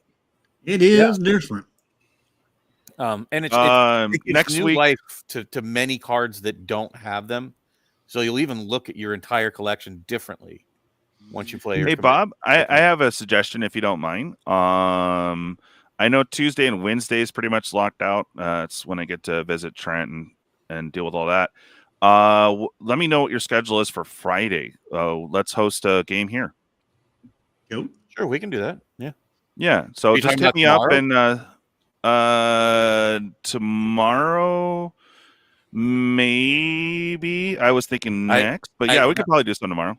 No, I'm saying tomorrow. I plan on playing some Helldiver too with my daughter. Nice. Well, next Friday I was thinking. Sure, that sounds. We could aim for that. Yeah, check it out firsthand, guys. It's super fun, and if you guys want to join in on that, let me know. I'll start a thing in Discord if you guys want to join that and check it out. And hit up Bob directly as far as how you should build your deck. Because it is a little different on how you build, but it is super fun when you do. So, by all means, hit up Bob on that. He's not making any money off of this new format. It's just super fun. So that's what we're trying to do, is have fun with our Magic cards. So it is. It is different, but it is fun. Yeah, it is super fun. So I actually am kind of excited. I don't know what deck I'm going to run, but I'm going to figure it out. I got a whole week. So next Friday, sometime during the day or whenever Bob's off work, we'll probably pop on and get some games in. It'll be fun. So it'll have to be after like 4 p.m. Eastern. yeah, I figure. Well, it's early for me because that's like 1. Yeah. I'm like rolling out of bed then. So all right, guys. For having me. Yeah, thanks for coming on and giving us your business sense and all that. Guys, don't FOMO is what we're trying to tell you. You know, if you want to buy it, cool. That's on you. But these prices are getting a little ridiculous. I don't know what I'm going to do. I just commit myself now, not even to buy product for myself, but every standard set I'm trying to do like a giveaway as promotion. So that promotion price is getting high, man. Like, was it going to be 200 here in the next by the next set? And by the next set, what, 300 to start? It's just dumb. I really hope that you know, people scoff like they did with MKM, with Karloff Manor. People just weren't having it. If we do the same for Thunder Junction, you know, maybe they might listen. I don't know. There's a couple cards I wouldn't mind, but I'm just not really sold. I don't see how that really. I don't know. There's nothing that's really calling to me like Bloomburrow is. So I don't know. We'll see. Keep posted to the Discord too. I will try to find the best price possible just to run a couple battles, so I personally get a chance to crack some and have fun with y'all. So be on the lookout for that. Oh, there's one more box. I got a AFR box for it's like 28. You get 2 collector packs, battle high low to win a pack. So I just started that one. My seller had an extra box, so if you guys want to jump in on that, as soon as we get it filled, we'll get it ordered and we'll have some fun midweek or weekend content. So I appreciate it, guys. I really do. Well, you stay awesome, everyone, and we'll catch you next time. Bye.